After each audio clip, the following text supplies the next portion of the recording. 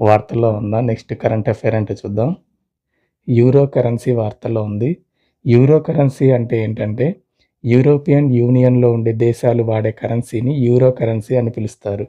ప్రస్తుతం యూరోప్ ఖండంలో 44 దేశాలు ఉన్నాయి.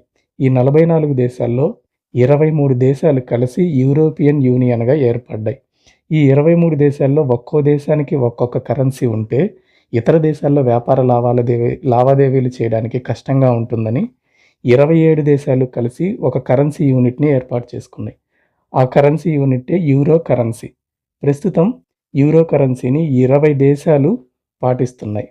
రీసెంట్‌గా బల్గేరియా దేశం కూడా తన ఒరిజినల్ కరెన్సీ అయిన లెవ్ నుండి యూరో కరెన్సీకి మారింది. సో, ప్రెజెంటు యూరో కరెన్సీని ఉపయోగిస్తున్న దేశాల సంఖ్య 20 నుంచి 21కి పెరిగింది. వార్తల్లో ఉన్న నెక్స్ట్ కరెంట్ అఫైర్ ఏంటో చూద్దాం. ప్రళయ్ క్షిపణి, ప్రళయ్ మిసైల్ వార్తల్లో ఉంది. డిసెంబర్ 31వ తారీఖున ఒడిశా తీరంలోని అబ్దుల్ కలాం ఐలాండ్‌లో ఈ ప్రళయ్ క్షిపణిని పరీక్షించడం జరిగింది. వెంటనే 2 క్షిపణులని పరీక్షించారు ఈ ప్రళయ్ క్షిపణులని. ఈ ప్రళయ్ క్షిపణిని DRDO defence research development organisation తయారు చేయడం జరిగింది. ఈ ప్రళయ్ క్షిపణి అనేది ఒక స్వల్ప శ్రేణి surface to surface ballistic missile.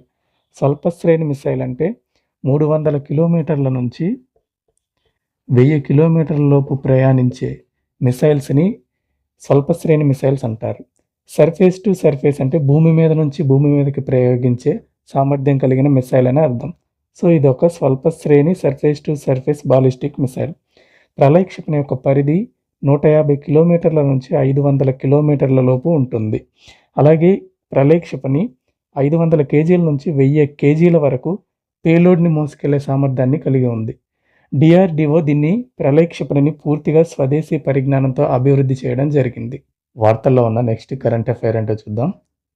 నిమ్సులైడ్ medicine వార్తల్లో ఉంది. ఈ నిమ్సులైడ్ మెడిసిన్‌ని 100 మిల్లీగ్రాములు డోసేజ్ మించిన మెడిసిన్ తయారీని, అమ్మకాలని కేంద్ర ప్రభుత్వం రద్దు చేయడం జరిగింది. ఈ నిమ్సులైడ్ మెడిసిన్ అనేది ఒక పెయిన్ కిల్లర్. బాడీ పెయిన్స్ తగ్గడానికి ఈ మెడిసిన్‌ని యూజ్ చేస్తూ ఉంటారు. అయితే ఈ నిమ్సులైడ్ యొక్క 100 మిల్లీగ్రాముల డోసేజ్‌కి మించి వాడితే మనుషుల ఆరోగ్యంపై తీవ్రమైన ప్రభావాన్ని చూపిస్తుంది. అలాగే మనుషుల యొక్క కాలేయం దెబ్బతినే అవకాశం ఉంది.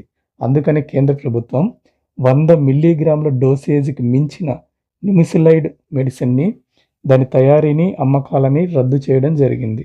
వార్తల్లో ఉన్న నెక్స్ట్ కరెంట్ అఫైర్ ఏంటో చూద్దాం. కైమూర్ వన్యప్రాణుల అభయారణ్యం వార్తల్లో ఉంది. ఈ కైమూర్ వన్యప్రాణుల అభయారణ్యం బీహార్ రాష్ట్రంలోని రోహ్తస్ డిస్ట్రిక్ట్‌లో ఉంది. ఇప్పుడు బీహార్ ప్రభుత్వం ఈ కైమూర్ వన్యప్రాణుల అభయారణ్యాన్ని టైగర్ రిజర్వ్‌గా గుర్తించాలని ఒక ప్రతిపాదనను చేసి NTCAకి పంపించింది. NTCA అంటే నేషనల్ టైగర్ కన్జర్వేషన్ అథారిటీ. అసలు ఒక ప్రాంతాన్ని టైగర్ రిజర్వ్‌గా గుర్తించాలంటే ప్రాసెస్ ఏంటంటే, మొదట రాష్ట్రం ఒక ప్రాంతాన్ని టైగర్ రిజర్వ్‌గా గుర్తించడానికి ప్రతిపాదన చేస్తుంది. తర్వాత ఆ ప్రతిపాదనని NTCAకి పంపిస్తుంది. NTCA టైగర్ రిజర్వ్‌గా గుర్తింపునిస్తుంది. ఆ తర్వాత ministry of environment, forest, climate change, పర్యావరణ, అటవీ, వాతావరణ మంత్రిత్వ శాఖ టైగర్ రిజర్వ్‌గా ప్రచురిస్తుంది. ఫైనల్‌గా స్టేట్ వైల్డ్ లైఫ్ బోర్డ్ అనేది టైగర్ రిజర్వ్‌ని డిక్లేర్ చేయడం జరుగుతుంది. ఈ ప్రాసెస్ మొత్తం జరిగిన తర్వాతే ఒక ప్రాంతానికి టైగర్ రిజర్వ్‌గా గుర్తింపు లభించడం జరుగుతుంది. వార్తల్లో ఉన్న నెక్స్ట్ కరెంట్ అఫైర్ ఏంటో చూద్దాం. పార్వతి ఆర్గా బర్డ్ శాంక్చురీ వార్తల్లో ఉంది. ఈ పార్వతి ఆర్గా బర్డ్ శాంక్చురీ అనేది ఉత్తరప్రదేశ్ రాష్ట్రంలోని గోండా జిల్లాలో ఉంది.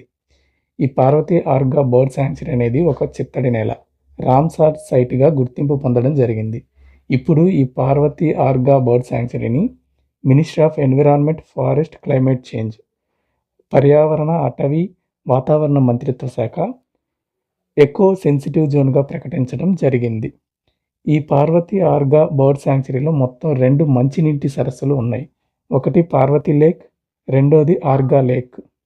ఈ పార్వతి ఆర్గా బర్డ్ శాంక్చురీ అనేది థ్రెటెన్డ్ లిస్ట్‌లో ఉన్న వైట్ రంపెడ్ వల్చర్, అలాగే ఇండియన్ వల్చర్‌కి, ఎండేంజర్డ్ లిస్ట్‌లో ఉన్న ఈజిప్షియన్ వల్చర్‌కి ఆవాసంగా ఉంది. ఈ బర్డ్ శాంక్చురీకి ఎకో సెన్సిటివ్ జోన్‌గా గుర్తింపునివ్వడం వల్ల ఇది ఒక బఫర్ జోన్‌గా పనిచేస్తుంది. అభివృద్ధి కార్యక్రమాల పేరుతో అలాగే మనుషుల అవసరాల పేరుతో ఈ బర్డ్ శాంక్చురీకి ప్రమాదం కలిగించకుండా ఈ ఎకో సెన్సిటివ్ జోన్గా ప్రకటించడం వల్ల రక్షణ అనేది కల్పించబడడం జరుగుతుంది. వార్తల్లో ఉన్న కరెంట్ అఫైర్ ఏంటో చూద్దాం.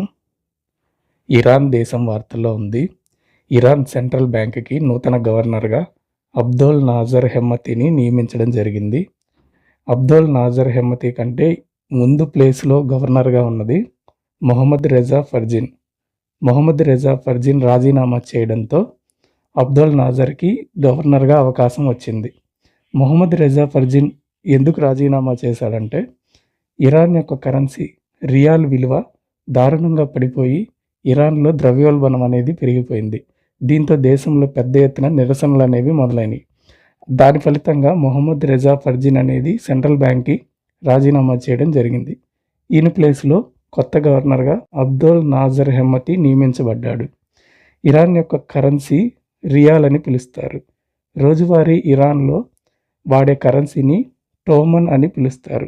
1 టోమన్ ఈజ్ ఈక్వల్ టు 10 రియాల్స్కి సమానం.